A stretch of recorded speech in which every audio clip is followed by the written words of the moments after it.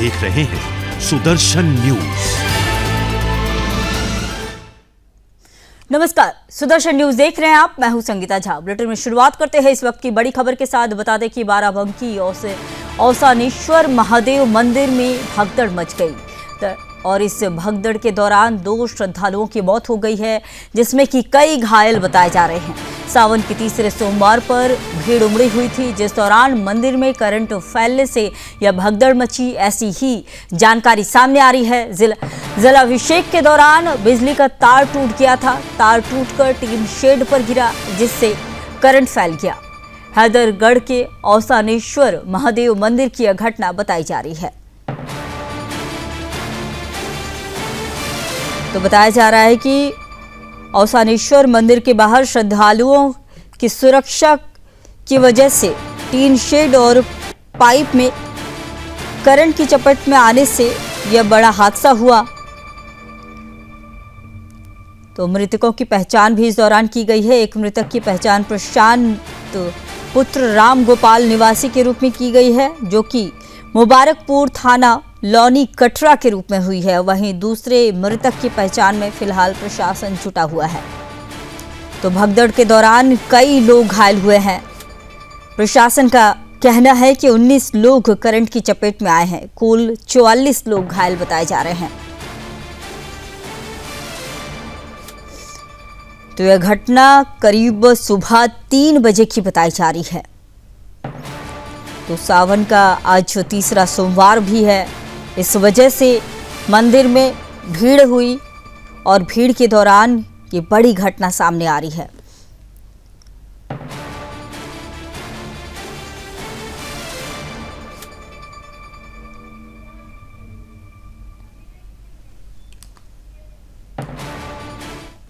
तो अगली बड़ी खबर की ओर रुख करते हैं। बता दें कि बाराबंकी हादसे पर सीएम योगी ने संज्ञान लिया है। उपचार और राहत कार्यों में तेजी लाने का निर्देश दिया है। घायलों को अच्छे इलाज के भी निर्देश दिए गए हैं। तो बड़ी खबर आपको बता रहे हैं। बाराबंकी हादसे को लेकर सीएम योगी आदित्यनाथ ने संज्ञान लेते हुए उपचार और राहत कार्यों में तेजी लाने का निर्देश दिया है। घायलों को अच्छे इलाज के निर्देश दिए गए हैं। तो बाराबंकी में आज हुए भगदड़ के बाद काफी लोग घायल हो गए थे, जिसके बाद सीएम योगी का आदेश सामने आया। सीएम योगी ने संज्ञान लेते हुए इस मामले में उपचार और राहत कार्यों में तेजी लाने का निर्देश दिया है। घायलों को अच्छे इलाज के लिए भी निर्देश दिए गए हैं।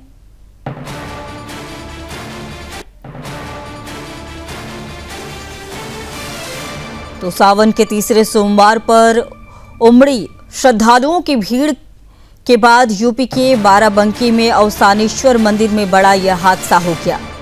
बिजली का तार टूटने से 3 शेड में करंट उतर आया। हादसे में 2 श्रद्धालुओं की मौत हो गई। वहीं बताए जा रहे हैं लगभग 44 से भी ज्यादा श्रद्धालु घायल हैं।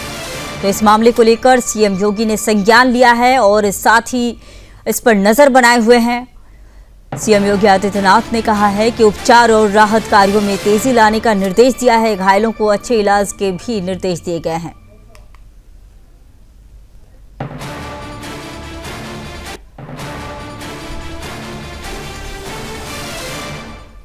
अगली बड़ी खबर की ओर रुख करते हैं। बता दें कि ऑपरेशन सिंदूर पर आज लोकसभा में बहस होने वाली है। लोकसभा में आज 16 घंटे विशेष चर्चा होनी है। रक्षा मंत्री राजनाथ सिंह इसकी शुरुआत करेंगे। ऑपरेशन सिंदूर पहलगाम हमले पर चर्चा होनी है। पीएम मोदी चर्चा में शामिल हो सकते हैं। तो ऑपरेशन सिंदूर को लेकर आज लोकसभा में बहस होनी है।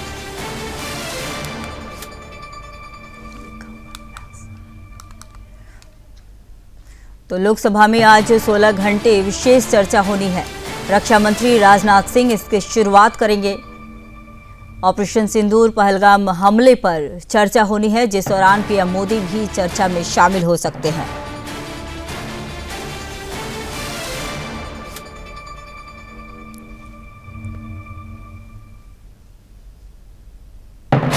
तो बता दें कि कांग्रेस समेत विपक्षी दल के कई नेताओं ने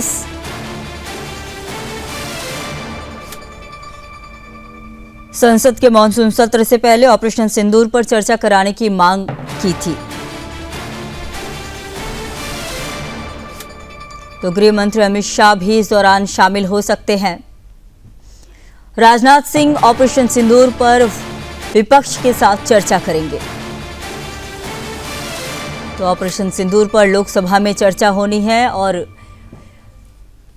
इस दौरान पीएम मोदी भी शामिल हो सकते हैं।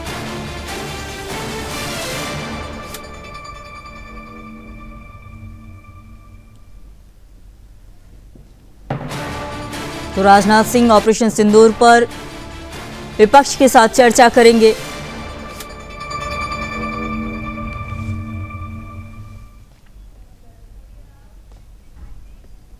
तो चलिए आपको लोकसभा की कार्रवाई लाइव दिखाते हैं।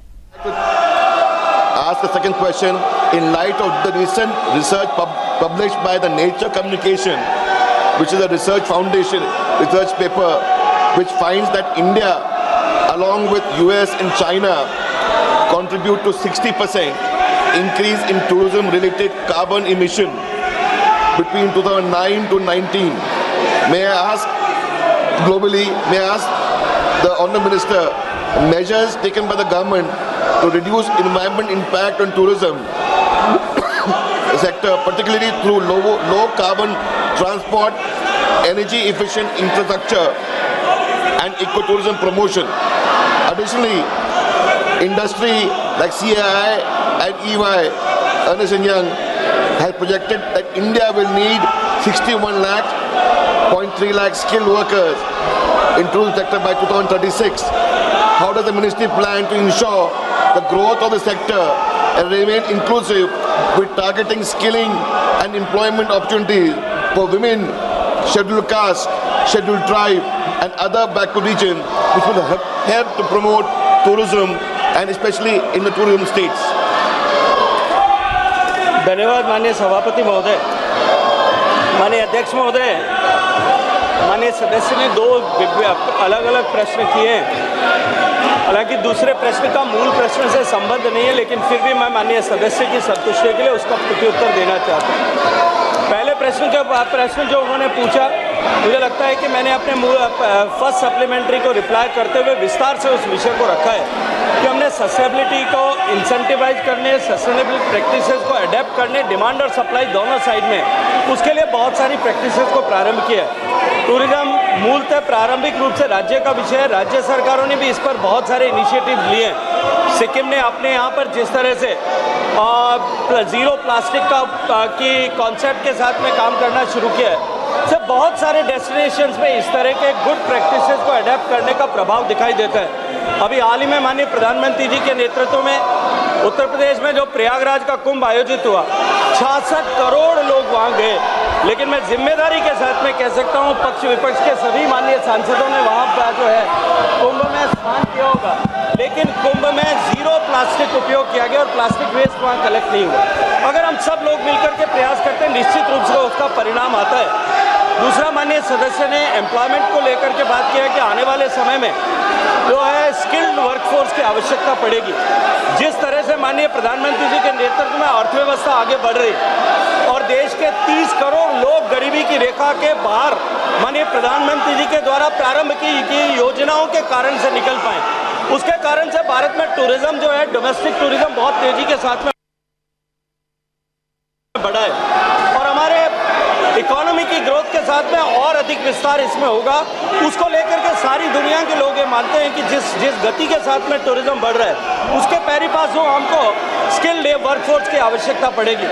भारत सरकार अपने इंस्टीट्यूट्स के माध्यम से लोगों को, युवाओं को इस कैरियर हॉस्पिटैलिटी इंडस्ट्री में अडेप्ट करने के लिए प्रेरित करती है और उनको ट्रेन करती है।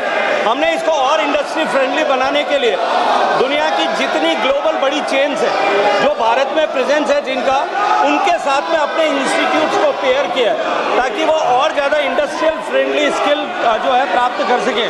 इसके अलावा बहुत सारे राज्य के विश्वविद्यालय और प्राइवेट विश्वविद्यालय भी इसमें ट्रेनिंग दे रहे हैं, लेकिन मैं ये मानता हूँ कि कोई भी स्किल की ट्रेनिंग जो है वो डिमांड के सापेक्ष ऑर्गेनिकली उसकी डिमांड के सापेक्ष में ट्रेनिंग फैसिलिटीज बढ़ती है। जैसे सरकारों के द्वारा और यूनिवर्सिटी एकेडमिया के द्वारा इसको एड्रेस करने के स्वाभाविक रूप से प्रयास होंगे, लेकिन निश्चित रूप से मैं ये मानता हूँ कि जिस गति के साथ में भारत में टूरिज्म बढ़ रहा है, आने वाले समय में भारत में टूरिज्म जो है वो एग्रीकल्चर के बाद में सबसे ज़्यादा एम्प्लॉयमेंट का कंट्रीब्यूटर होगा। और जो है जिस गति के साथ में हम बढ़ रहे हैं, आने वाले समय में जब भारत की अर्थव्यवस्था माननीय प्रधानमंत्री जी के नेतृत्व में 2047 तक जो अपेक्षित है, वहाँ पहुँचने तक tourism sector global rate of contribution of tourism जो है उसके अनुरूप 10% का कंट्रीब्यूटर बनेगी और निश्चित रूप से बड़े संख्या में लोगों को रोजगार उसके माध्यम से मिलेगा। माननीय सदस्य, क्या आप सदन बाधित करना चाहते हैं? ऑपरेशन सिंदूर पर चर्चा नहीं करना चाहते?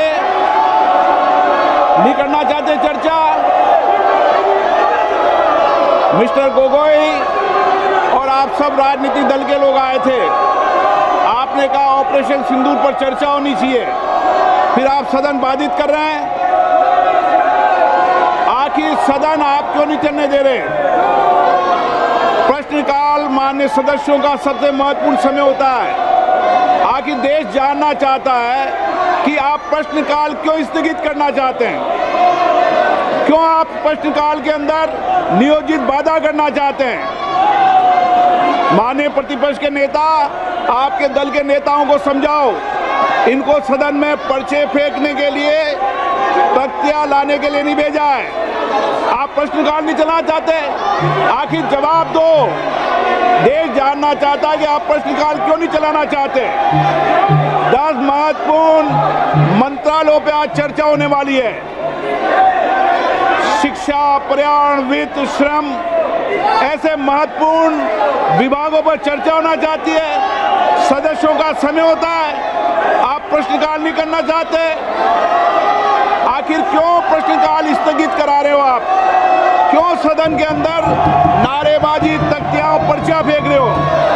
ये सदन के अंदर मर्यादा आपकी?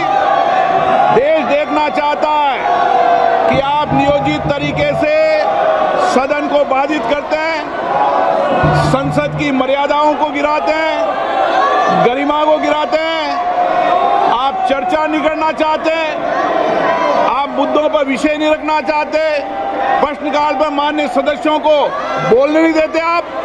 ये तरीका आपका उचित नहीं है।